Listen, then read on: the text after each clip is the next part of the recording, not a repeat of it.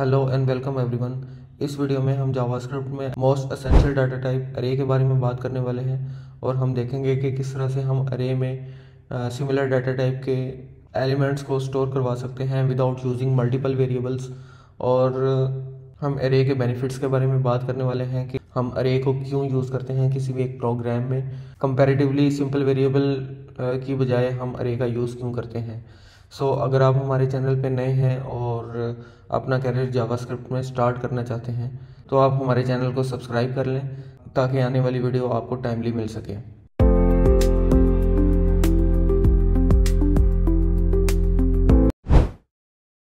Basically अरे JavaScript में एक स्पेशल टाइप का ऑब्जेक्ट कंसिडर किया जाता है जिसमें आप सिमिलर डेटा टाइप के एलिमेंट्स को स्टोर करवा सकते हैं। बेसिकली ये एक कंटेनर की तरह वर्क करता है जिसमें आप मल्टीपल वैल्यूज़ को सिंगल वेरिएबल में स्टोर करवा सकते हैं। आप अरे में जावास्क्रिप्ट की जितनी भी वैलिड डाटा टाइप्स हैं आप उनको स्टोर करवा सकते हैं। यहाँ पे बेसिकली मेरे पास एक वेरिएबल है जिसमें मेरे पास मल्टीपल सिमिलर डाटा टाइप की वैल्यूज हो सकती हैं। आप अरे में मल्टीपल आइटम्स को सिंगल वेरिएबल में स्टोर करवा सकते हैं। विद इन दिस ब्रैकेट्स हमें उन एलिमेंट्स को लिखना होता है और उनको एक कॉमा से सेपरेट करना होता है और फर्दर ऑन हमें उस अरे को एक वेरिएबल में स्टोर करवाना होता है, same like other data types of JavaScript. अब हम जावास्क्रिप्ट में अरे के बेसिक मेथड्स के बारे में बात करने वाले हैं। हम देखेंगे कि किस तरह से हम किसी भी एक अरे में किसी भी एलिमेंट को किसी भी एक न्यू एलिमेंट को ऐड करवा सकते हैं या एक एग्जिस्टिंग एलिमेंट को रिमूव करवा सकते हैं। फर्दर ऑन हम बेसिक अरे के जो मेथड्स हैं उनके बारे में बात करने वाले हैं। सबसे पहले हम पुश मेथड के बारे में बात करेंगे। पुश अरे का एक फंक्शन है जिसमें बेसिकली आप किसी भी एक नए एलिमेंट को स्टोर करवा सकते हैं। बेसिकली हमने इस अरे को एक वेरिएबल में स्टोर करवाया है और ये फ्रूट्स का जो वेरिएबल है बेसिकली इस अरे के रेफरेंस को स्टोर करता है। डेट्स वाई मैं इस अरे का नेम लिखूंगा और उसके बाद आपको पुश का मेथड यूज़ करना होता है। लेट्स सपोज आप यहाँ पे कुछ भी एक नए एलिमेंट को ऐड करना चाहते हैं तो आप पुश मेथड का यूज़ करेंगे। हम पुश मेथड के थ्रू जो है फ्रूट में एक नया एलिमेंट ऐड करने वाले हैं। अगर मैं इसकी आउटपुट को यहाँ पे देखना चाहूँ तो कुछ इस तरह से देख सकता हूँ।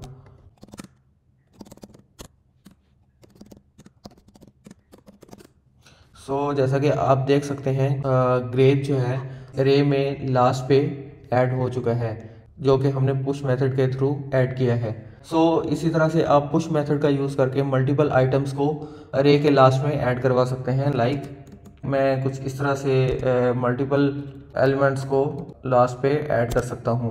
अगर मैं इसकी आउटपुट आपको दिखाना चाहूँ तो कुछ इस तरह से आप देख सकते हैं कि जो हमारी एग्जिस्टिंग अरे थी वो यहाँ तक थी और फर्दर मैं ये 3 एलिमेंट्स जो हैं हम अपनी एग्जिस्टिंग अरे में ऐड कर चुके हैं।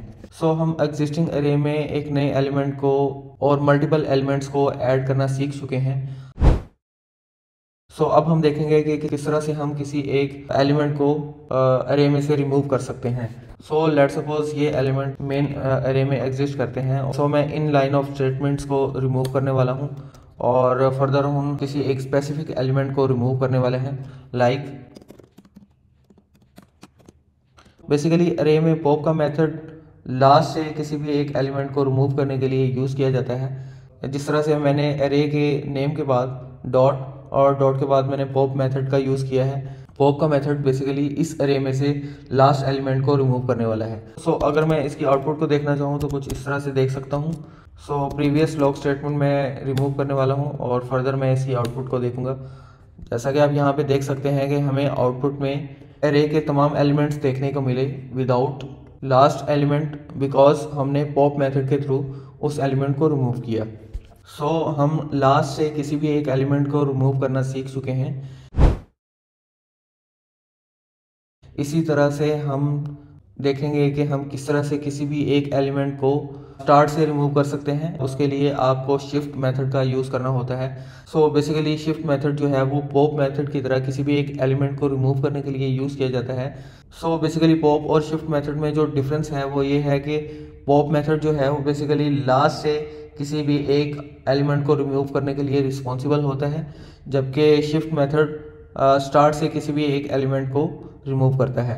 सो अगर मैं पॉप मेथड को शिफ्ट में चेंज करता हूँ तो हमें एप्पल की बजाय बाकी तमाम जितने भी एलिमेंट्स हैं एरे के वो देखने को मिलेंगे। सो अगर मैं इसकी आउटपुट को देखना चाहूँ तो आप देख सकते हैं कि हम यहाँ पे एप्पल एग्जिस्टिंग एलिमेंट था उसको रिमूव कर चुके हैं। सो हमें रिमेनिंग जो एलिमेंट्स हैं एरे के वो देखने को मिले। एरे के स्टार्ट और लास्ट से किसी भी एक एलिमेंट को रिमूव करना सीख चुके हैं। फर्दर हम देखेंगे कि हम किस तरह से किसी भी एक एलिमेंट को स्टार्ट में ऐड कर सकते हैं।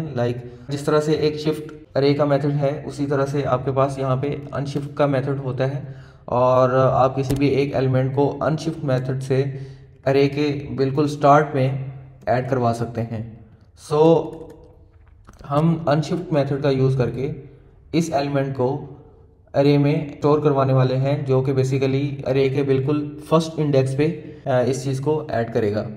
सो अगर मैं इस ब्लॉक स्टेटमेंट को क्लियर करता हूँ और अगर मैं इसकी आउटपुट को देखना चाहूँ तो कुछ इस तरह से देख सकता हूँ। जैसा कि आप देख चुके हैं कि हम लेटर ऑन अपने प्रोग्राम में जिस एलिमेंट को ऐड करवा चुके हैं वो बेसिकली अरे के बिल्कुल स्टार्ट वाले इंडेक्स पे सेव हो चुका है, और रिमेनिंग एलिमेंट जो है वो एज इट इज़ आपको देखने को मिले। अरे को अंडरस्टैंड करेंगे कि अरे किस तरह से वर्क करता है। सो अरे जो है बेसिकली किस नंबर ऑफ एलिमेंट्स को इंडेक्सेस में रीड करता है। सो अरे बेसिकली इंडेक्सेस को 0 से स्टार्ट करता है। इस फर्स्ट एलिमेंट का जो इंडेक्स होगा वो हमारे पास 0 होगा। फर्दर ऑन दूसरे एलिमेंट का जो इंडेक्स है 1 होने वाला है। थर्ड एलिमेंट का जो इंडेक्स है वो 2 होने वाला है। जितने भी नंबर ऑफ एलिमेंट्स होते हैं उनकी पोजीशन से एक एलिमेंट को कम करेंगे तो आप उसके इंडेक्स को फाइंड कर सकेंगे। फाइंड करना चाहते हैं तो हम उसके लिए इंडेक्स ऑफ मेथड का यूज़ करेंगे। जिस तरह से हम बेसिक ऑपरेशंस के बारे में बात कर चुके हैं, हमने पुश, पॉप, अनशिफ्ट और शिफ्ट मेथड का यूज़ किया।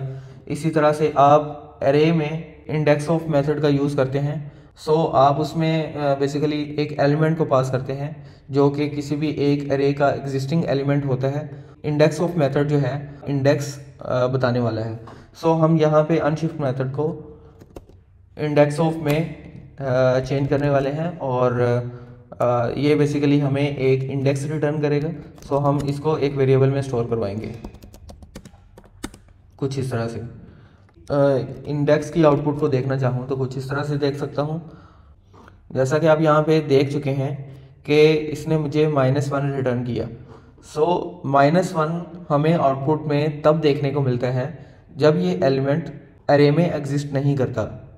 सो आप देख सकते हैं कि पाइनएप्पल का जो एलिमेंट है वो बेसिकली फ्रूट्स की अरे में एग्जिस्ट नहीं करता। सो डेट्स वाई हमें आउटपुट में -1 देखने को मिला। सो अगर मैं इसको चेंज करता हूँ किसी भी एक एग्जिस्टिंग एलिमेंट में जो कि फ्रूट में एग्जिस्ट करता है, अब हम अगर इसकी आउटपुट को देखते हैं सो हमें एक वैलिड इंडेक्स की वैल्यू देखने को मिलेगी। सो इसी तरह से अगर मैं इसके वैल्यू को चेंज करता हूँ और बेसिकली मैंगो जो है वो इस फ्रूट्स की अरे में एग्जिस्ट करता है, इसकी आउटपुट को देखना चाहूँ तो ये आपको 4th पोजीशन जो है वो रिटर्न करेगा, बिकॉज ऑफ जो हमारे इंडेक्सेस हैं वो 0 से स्टार्ट होते हैं। सो आप इस तरह से किसी भी एक एलिमेंट का इंडेक्स फाइंड कर सकते हैं using index of method. So basic operations में हम मेथड के बारे में बात करने वाले हैं, वो बेसिकली स्लाइस का मेथड है। स्लाइस बेसिकली किसी भी एक अरे को किसी एक स्पेसिफिक पोजीशन से किसी एक स्पेसिफिक पोजीशन तक स्लाइस करता है, एक स्मॉल पीस में ब्रेक करता है और आपको एक नई अरे देखने को मिलती है। सो मैं इन लॉग स्टेटमेंट्स को रिमूव करने वाला हूँ। यहाँ पे हम इसी तरह से फ्रूट्स के साथ स्लाइस मेथड का यूज़ करेंगे। हमें बेसिकली स्लाइस मेथड में स्टार्ट और एंड पोजीशन जो है वो बतानी होती है, जहाँ से हम स्टार्ट करना चाह रहे हैं और जहाँ पे हम ख़त्म करना चाह रहे हैं उन इंडेक्सेस की पोजीशन को बताना होता है। यहाँ पे हम 1 से स्टार्ट करेंगे और 4 तक जो है एग्जिस्टिंग अरे को स्लाइस करना है। सो बेसिकली हमें ये एक न्यू अरे रिटर्न करेगा। सो हम इसको एक नए वेरिएबल में स्टोर करवाने वाले हैं। सो अगर मैं इसकी आउटपुट को देखना चाहूँ तो कुछ इस तरह से देख सकता हूँ। सो जैसा कि आप देख सकते हैं कि हमारे पास स्लाइस्ड अरे में 3 एलिमेंट्स देखने को मिले, बिकॉज ऑफ हमने जो रेंज इनपुट दी थी उसके मुताबिक हम अपनी एग्जिस्टिंग अरे को स्लाइस कर चुके हैं। सो इस तरह से आप किसी भी एक अरे को किसी एक स्पेसिफिक वैल्यू या रेंज में ब्रेक कर सकते हैं और आपको एक नई अरे देखने को मिलेगी। स्पेसिफिक एलिमेंट को किसी एक स्पेसिफिक पोजीशन पे ऐड कर सकते हैं और रिमूव कर सकते हैं। सो मैं इन स्टेटमेंट्स को रिमूव करने वाला हूँ। स्प्लाइस मेथड का यूज़ देखने वाले हैं। यहाँ पे मुझे स्टार्ट नंबर देना होता है, जहाँ से हम किसी भी एक नंबर को डिलीट करना चाहते हैं तो हम उस नंबर की पोजीशन देंगे। सो फर्स्ट हम स्प्लाइस मेथड के थ्रू किसी भी एक नंबर को डिलीट करना सीखेंगे। सो हमें स्प्लाइस मेथड में उस नंबर की पोजीशन देनी होती है और पोजीशन देनी होती है कि किस इंडेक्स से हम किसी एक स्पेसिफिक एलिमेंट को डिलीट करना चाहते हैं। सो लेट्स सपोज मैं बनाना एलिमेंट को रिमूव करना चाहता हूँ, तो मेरे पास यहाँ पे इंडेक्स 1 होगा और इंडेक्स 1 से कितने एलिमेंट्स जो हैं वो मैं रिमूव करना चाहता हूँ। सो मैं यहाँ पे जस्ट 1 एलिमेंट को रिमूव करना चाहता हूँ। सो डेट्स वाई मैं यहाँ पे 1 ऐड करूँगा। स्लाइस मेथड का जो फर्स्ट पैरामीटर है उसमें बेसिकली आपको इंडेक्स पास करना होता है एंड फर्दर ऑन आपको नंबर ऑफ काउंट बताना होता है कि कितने एलिमेंट्स आप रिमूव करना चाहते हैं। सो अगर मैं इसकी आउटपुट को देखना चाहूँ तो मैं यहाँ पे इसको देख सकता हूँ। हम स्लाइस मेथड का यूज़ करके किसी एक स्पेसिफिक एलिमेंट को डिलीट कर चुके हैं। सो इसी तरह से अगर मैं यहाँ पे इसके काउंट को चेंज करता हूँ और तो मुझे ये 2 एलिमेंट्स हमारी जो एग्जिस्टिंग अरे है उसमें देखने को नहीं मिलेंगे। सो अगर मैं इसकी आउटपुट को दोबारा से देखता हूँ, जो हमारा फर्स्ट एलिमेंट है वो एज इट इज़ देखने को मिला और फर्दर ऑन हम इन 2 एलिमेंट्स को स्प्लाइस मेथड के थ्रू रिमूव कर चुके हैं और जो हमारे रिमेनिंग एलिमेंट्स हैं हम उनको भी एज इट इज़ देख सकते हैं। सो इसी तरह से आपके पास यहाँ पे 4 काउंट हो सकता है और फर्दर आप देखेंगे तो आपको अपडेटेड अरे में रिमेनिंग एलिमेंट्स देखने को मिलेंगे। सो हम स्प्लाइस मेथड के थ्रू नंबर ऑफ एलिमेंट्स को रिमूव करना सीख चुके हैं और फर्दर ऑन हम देखेंगे कि हम स्प्लाइस मेथड का यूज़ करके किसी एक स्पेसिफिक पोजीशन पे चेंज कर सकते हैं। सो लेट्स सपोज हम यहाँ पे ऑरेंज के एलिमेंट को एक दूसरे फ्रूट के नेम के साथ चेंज करने वाले हैं। सो हम नंबर ऑफ काउंट बताएंगे और फर्दर आप इसको पाइनएप्पल के साथ रिप्लेस करने वाले हैं। सो बेसिकली यहाँ पे हमें इंडेक्स बताना होता है और नंबर ऑफ काउंट बताना होता है और जिस एलिमेंट से आप रिप्लेस करना चाहते हैं आप उसको लिखेंगे। सो अगर मैं इसकी आउटपुट को देखना चाहूँ तो कुछ इस तरह से देख सकता हूँ। सो आप यहाँ पे देख सकते हैं कि जो ऑरेंज का एलिमेंट है वो पाइनएप्पल से रिप्लेस हो चुका है। सो इसी तरह से आप किसी भी एक एलिमेंट को मल्टीपल वैल्यूज़ के साथ भी रिप्लेस कर सकते हैं। लाइक आप यहाँ पे मज़ीद एलिमेंट भी ऐड कर सकते हैं। इसकी आउटपुट को देखना चाहूँ, यहाँ पे ऑरेंज का जो एलिमेंट है उसमें हमें अपनी अपडेटेड अरे में देखने को नहीं मिलेगा और हमें उसकी बजाय 3 एलिमेंट्स मज़ीद देखने को मिलेंगे। सो अगर आप इसकी आउटपुट को देखें तो आपको ऑरेंज ऑब्जेक्ट जो है वो देखने को नहीं मिलेगा और फर्दर ऑन 3 नए एलिमेंट्स जो हैं देखने को मिलेंगे जो कि हम लेटर ऑन ऐड कर चुके हैं। सो इसी तरह से आप यहाँ पे नंबर ऑफ काउंट 1 दे चुके हैं और जो कि स्पेसिफिकली टारगेट करता है ऑरेंज वाले एलिमेंट को। सो अगर आप चाहते हैं कि ये 3 जो हैं एलिमेंट इन 3 एलिमेंट से रिप्लेस हों तो आपको यहाँ पे 3 का काउंट देना होगा। और अगर मैं इसकी आउटपुट को दिखाना चाहूँ तो कुछ इस तरह से दिखा सकता हूँ। आप देख सकते हैं कि हमारे ये 3 एलिमेंट्स हैं जो हैं वो इन वैल्यूज़ के साथ रिप्लेस हो चुके हैं। सो अगर आप चाहते हैं कि कोई भी एलिमेंट जो है एग्जिस्टिंग एलिमेंट से रिमूव ना हो और ये 3 नए एलिमेंट किसी एक स्पेसिफिक पोजीशन पे ऐड हों तो आप यहाँ पे 0 का काउंट देंगे। अगर आप इसकी आउटपुट को यहाँ पे देख सकें, ऑरेंज का जो एलिमेंट है वो सेम एज इट इज़ हमें देखने को मिला और मज़ीद एलिमेंट जो है हम अरे में ऐड कर पा चुके हैं। सो अरे में स्प्लाइस मेथड जो है वो काफ़ी पावरफुल है। आप इससे अरे में किसी भी एक स्पेसिफिक पोजीशन पे किसी भी एलिमेंट को रिप्लेस कर सकते हैं, ऐड कर सकते हैं या अपनी मर्ज़ी के मुताबिक मॉडिफिकेशन कर सकते हैं। सो फर्दर हम किसी भी एक अरे पे किस तरह से हम इम्प्लीमेंट कर सकते हैं। लूप बेसिकली किसी भी एक अरे को आइट्रेट करने के लिए यूज़ किया जाता है। सो आइट्रेशन मीन आपको सिंगल एलिमेंट के साथ अगर कोई मैनिपुलेशन करनी है अपने प्रोग्राम में, किसी भी अरे को आइट्रेट करने के लिए आपके पास मल्टीपल वेज हैं। तो सबसे पहले हम जिस लूप के बारे में बात करने वाले हैं बेसिकली वो फॉर लूप है। फॉर लूप किसी भी अरे को आइट्रेट करने के लिए यूज़ किया जाता है। यहाँ पे हम चाहते हैं कि हमें अरे का जो हर एलिमेंट है इंडिविजुअली देखने को मिले या हम इस पे आइट्रेशन अप्लाई करना चाहते हैं तो हमें फॉर लूप का यूज़ करना होगा। फॉर कीवर्ड का यूज़ करते हैं और ये बेसिकली फंक्शन एक्सप्रेशन को कंटेन करता है और बेसिकली आपको यहाँ पे कंडीशन अप्लाई करना होती है। कंडीशन में बेसिकली आपको एक वेरिएबल लेना होता है जिसमें बेसिकली आपको बिल्कुल स्टार्ट पोजीशन बतानी होती है। आई की वैल्यू जो है स्टार्ट में 0 है बिकॉज ऑफ अरे के जितने भी एलिमेंट्स हैं उनमें अगर इंडेक्सेस की बात करें तो अरे जो है जो फर्स्ट एलिमेंट का इंडेक्स 0 रखता है। इसी तरह से आपका सीक्वेंस चलता है 1 2 3 एंड सो ऑन। सो इसी तरह से आपको कंडीशन बतानी होती है लूप कब तक अप्लाई होगा इस अरे पे। उसके बाद फर्दर आपके पास एक काउंटर स्टेटमेंट होती है जिसमें आप एग्जिस्टिंग एलिमेंट पे वेरिएबल होता है उसमें बेसिकली आप इंक्रीमेंट करते हैं और बेसिकली ये हमारे पास एक कंडीशन है जो कि हमारी एग्जिस्टिंग अरे को आइट्रेट करेगा। तो कुछ इन एक्सप्रेशंस का यूज़ करके स्टेटमेंट को लॉक करवा सकते हैं जिसमें आपको फ्रूट अरे का बेसिकली हर एलिमेंट देखने को मिलेगा। सो अगर यहाँ पे हम इसकी आउटपुट को देखना चाहें तो कुछ इस तरह से देख सकते हैं। सो यहाँ पे हमें हर एलिमेंट इंडिविजुअली देखने को मिला। अगर हम इसके इंडेक्सेस की बात करें तो यहाँ मैं के इंडेक्स को लॉक करवाने वाला हूँ जो कि बेसिकली आई वेरिएबल कंटेन करता है। हमारी अरे की लेंथ है, हम तब तक इसको आइट्रेट करना चाहते हैं। अरे के हर एलिमेंट का इंडेक्स जो है वो हमें इस वेरिएबल में देखने को मिलेगा। सो अगर मैं इसकी आउटपुट को दोबारा लॉक करता हूँ तो आप देख सकते हैं यहाँ पे हमें 0th इंडेक्स पे एप्पल देखने को मिला जो कि फर्स्ट एलिमेंट है हमारी एग्जिस्टिंग अरे का। इसी तरह से फर्स्ट इंडेक्स पे हमें बनाना देखने को मिला जो कि सेकंड वैल्यू है हमारी अरे की।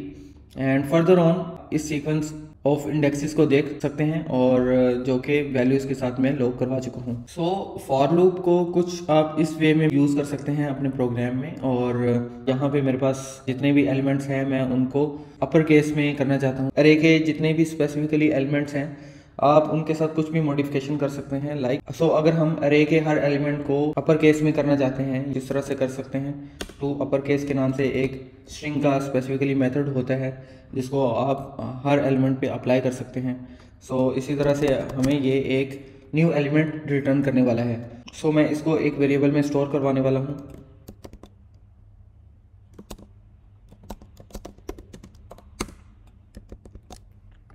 सो अगर मैं इसकी आउटपुट को यहाँ पे देखना चाहूँ तो कुछ इस तरह से देख सकता हूँ। सो आप देख सकते हैं कि जितने भी अरे के एलिमेंट थे अपर केस में आ चुके हैं। ये एक सिंपल वे था जिस फॉर का यूज़ करके किसी भी एक अरे में आइट्रेशन को अप्लाई कर सकते हैं। जिस तरह से हम अरे के डिफरेंट मेथड्स को अप्लाई करके डिफरेंट एक्शन परफॉर्म कर चुके हैं इसी तरह से हमारे पास फॉर ईच के नाम से एक हायर ऑर्डर फंक्शन होता है। स्पेसिफिकली अरे का एक फंक्शन है जो कि अरे को आइट्रेट करने के लिए ही यूज़ किया जाता है। हम फर्दर उसके बारे में बात करने वाले हैं। फॉर ईच का यूज़ कुछ इस तरह से करना होता है।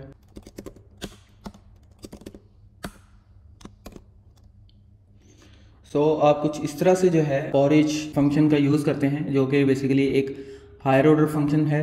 सो हायर ऑर्डर फंक्शंस के बारे में हम फंक्शन सीरीज़ में बात कर चुके हैं और हायर ऑर्डर फंक्शन ऐसे फंक्शंस होते हैं पैरामीटर में किसी भी एक फंक्शन को कंटेन करते हैं या एक फंक्शन रिटर्न करते हैं। सो फॉर ईच एक हायर ऑर्डर फंक्शन है। सो डेट्स वाई ये एक फंक्शन को कंटेन करेगा। इस फंक्शन के पैरामीटर में एलिमेंट देखने को मिलेगा और फर्दर ऑन हमें इस में इंडेक्स देखने को मिलता है। सो फॉर ईच बेसिकली एक हायर ऑर्डर फंक्शन है जो कि एक फंक्शन को कंटेन करता है। उस फंक्शन के पैरामीटर में हमें अरे के तमाम एलिमेंट्स इंडिविजुअली देखने को मिलेंगे और उस एलिमेंट का जो इंडेक्स है वो देखने को मिलेगा।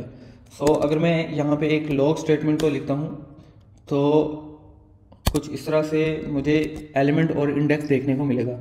सो प्रीवियस स्टेटमेंट को मैं रिमूव करने वाला हूँ और फर्दर मैं इसकी आउटपुट को देखना चाहूँ तो आप देख सकते हैं कि सेम आउटपुट मुझे देखने को मिली जो कि एक सिंपल फॉर लूप के केस में देखने को मिली थी। सो फर्दर ऑन आप उन एलिमेंट्स को इंडिविजुअली यूज़ कर सकते हैं। अगर मैं यहाँ पे हर एलिमेंट पे अपर केस अप्लाई करना चाहता हूँ तो कुछ इस तरह से कर सकता हूँ, element dot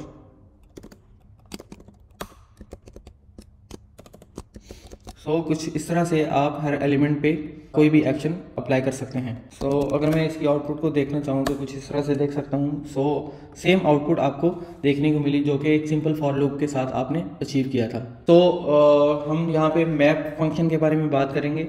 map function for each की तरह एक हायर ऑर्डर फंक्शन है और सेम वे में काम करता है जिस तरह से आप फॉर ईच का यूज़ कर चुके हैं। इसी तरह से मैं यहाँ पे फ्रूट्स की अरे पे एक मैप फंक्शन को अप्लाई करूँगा जो कि बेसिकली आपको सिमिलर वे में जैसा कि हम फॉर ईच के केस में देख चुके हैं, इसी तरह से हम मैप फंक्शन में भी सेम ऑपरेशन को परफॉर्म कर सकते हैं। यहाँ पे अगर मैं चेक्स ऐड करना चाहूँ तो कुछ इस तरह से ऐड कर सकता हूँ।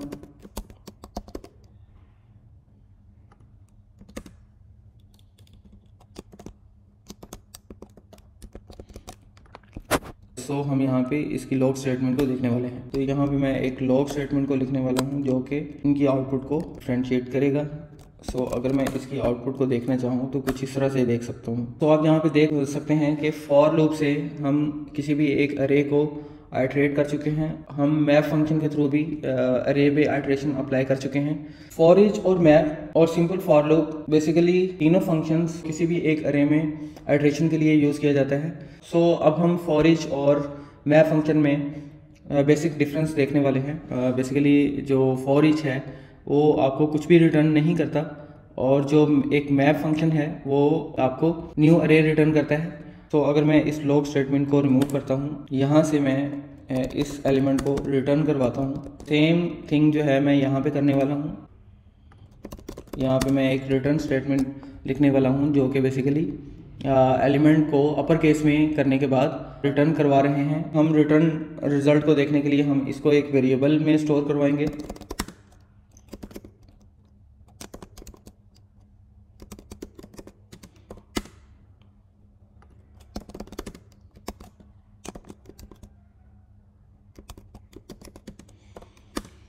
इनकी आउटपुट को देखने वाले हैं। आइटरेटर को मैं यहाँ पे लॉक करवाने वाला हूँ। मैप आइटरेटर को लॉक करवाएंगे। अगर इसकी आउटपुट को मैं देखना चाहूँ तो प्रीवियस लॉक को हम रिमूव करने वाले हैं और फर्दर हम देखेंगे फॉर आइटरेटर में आपको अनडिफाइंड देखने को मिला, जबकि मैप आइटरेटर में आप एक न्यू अरे देख सकते हैं जो कि आपकी आइटरेशन के बाद जो भी अपडेटेड अरे है वो आपको देखने को मिलेगी। फॉर ईच और मैप में बेसिक डिफरेंस जो है वो बेसिकली फॉर ईच हमें कुछ भी रिटर्न नहीं करता, आपकी एग्जिस्टिंग अरे में चेंजेस अप्लाई करता है, जबकि मैप मेथड जो है वो बेसिकली आपको एक न्यू अरे रिटर्न करता है जो कि आपके अपडेटेड एलिमेंट के साथ एक न्यू अरे को क्रिएट करता है। आपको उसकी रिटर्न टाइप जो है वो कुछ इस तरह से सेव करवाना होती है, जबकि हमें फॉर ईच मेथड में इस वेरिएबल की ज़रूरत नहीं होती बिकॉज ऑफ हमें फॉर ईच कुछ भी रिटर्न नहीं करता। हम अरे में बेसिक फंक्शंस के बारे में बात कर चुके हैं और हम देख चुके हैं कि किस तरह से हम किसी भी एक अरे को आइटरेट कर सकते हैं। फर्दर हम अरे में डिस्ट्रक्चरिंग के बारे में बात करने वाले हैं। मैं इस स्टेटमेंट्स को रिमूव करने वाला हूँ। डिस्ट्रक्चरिंग जिस तरह से हम ऑब्जेक्ट में देख चुके हैं, ऑब्जेक्ट में किसी भी एक स्पेसिफिक प्रॉपर्टी को और नंबर ऑफ प्रॉपर्टीज़ को डिस्ट्रक्चर कर सकते हैं। सेम लाइक ऑब्जेक्ट्स आप अरे में भी डिस्ट्रक्चरिंग का कॉन्सेप्ट यूज़ कर सकते हैं। कुछ इस तरह से डिस्ट्रक्शन को अप्लाई करना होता है। बेसिकली ऑब्जेक्ट के केस में आप इन पैरेंथेसिस का यूज़ करते थे बिकॉज ऑफ वो हम ऑब्जेक्ट पे डिस्ट्रक्शन अप्लाई कर रहे होते थे। अरे पे अगर डिस्ट्रक्शन को अप्लाई करते हैं तो कुछ इस तरह से अरे एक्सप्रेशंस को आप ऐड करते हैं, और जिस भी अरे में से आप वैल्यू को डिस्ट्रक्चर करना चाहते हैं सो आप उस अरे का नेम ऐड करेंगे। तो यहाँ पे आप एलिमेंट्स को डिस्ट्रक्चर कर सकते हैं, लाइक